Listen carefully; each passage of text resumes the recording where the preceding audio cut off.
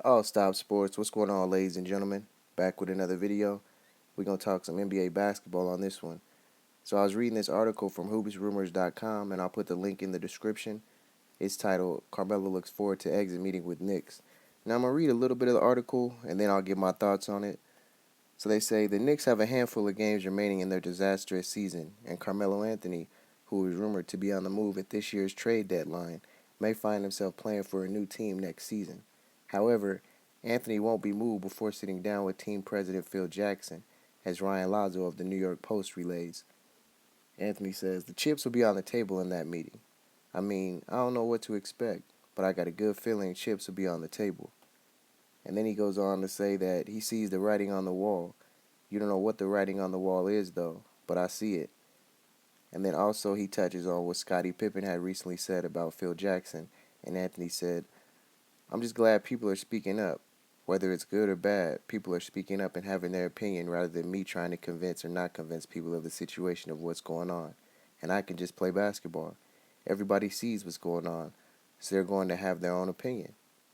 Anthony has 2 seasons worth approximately $54.2 million left on his deal after this season, though he could become a free agent as soon as the 2018 offseason should he activate his early termination option.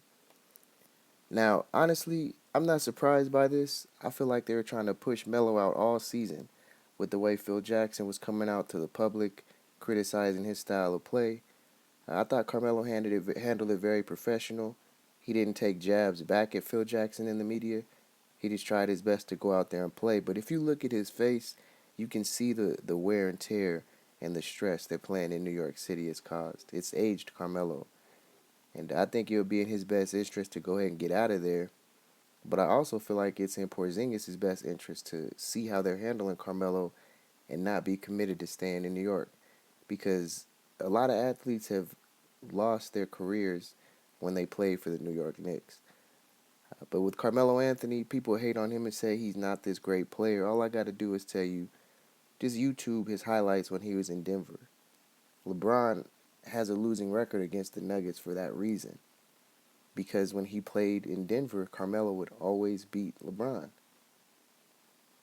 And when he went to New York City, he left the good team, which I feel like, you know, tarnished his legacy in his career. Because the better days is when he was in Denver making the playoffs every year. And then he went to New York City, and well, he can't even make the eighth seed. I think Carmelo's going to end up with the Clippers. Chris Paul is going to be eager to try to get him. I don't think they're going to get him in Cleveland because Kevin Love is still going to be there, and I don't think they're going to want to make that move. But there's not too many options for Carmelo to go with his salary. If you guys have any ideas or know anywhere where you might think Carmelo may be a good fit, let me know. But I'm leaning towards the Clippers, and that's all I'm really thinking about right now. This is All Stop Sports. That's all I got. We out.